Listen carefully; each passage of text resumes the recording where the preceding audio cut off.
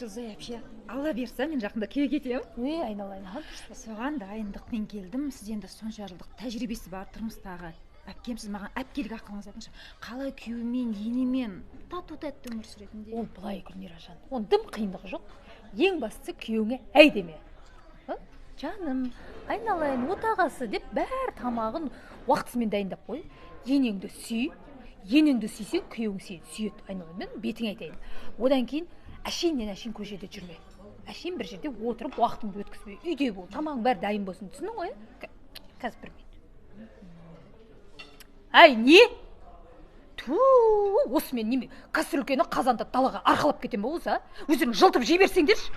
Адам құсап кафеге де отырғызбайсыңдар адам. Қазір барам. Неге сонша айғайладыңыз? Кім бұл? Ой, құдай, күйеуім ғой.